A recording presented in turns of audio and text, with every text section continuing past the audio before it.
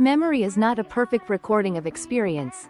It is reconstructive and subject to decay, interference and distortion. Recognizing why forgetting occurs and how memories can be altered is vital for practitioners who rely on accurate recall, such as legal professionals, therapists and educators. Causes of forgetting. 1. Decay theory. This account suggests that memory traces weaken over time when they are not rehearsed or reactivated. While decay may play a role, especially in very short-term stores, purely time-based explanations are insufficient to account for all forgetting phenomena. 2. Interference theory. Forgetting often results from competition between memories. Proactive interference occurs when older information disrupts the recall of newer material.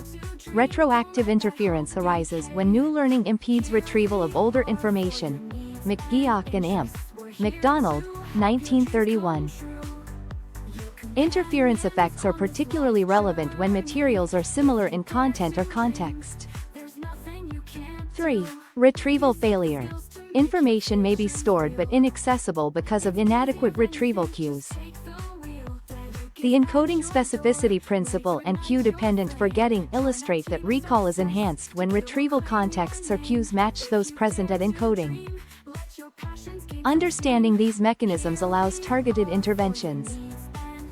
For instance, spaced repetition and varied retrieval practice counteract decay and interference.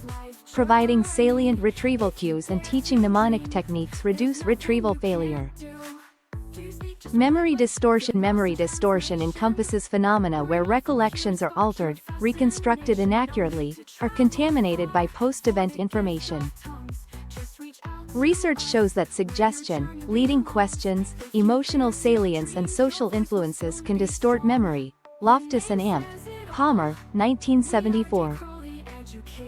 For example, in eyewitness testimony, subtle differences in question wording, for instance, how fast were the cars going when they smashed into each other, versus hit, lead to systematically different speed estimates and may alter subsequent recollections of damage and injury.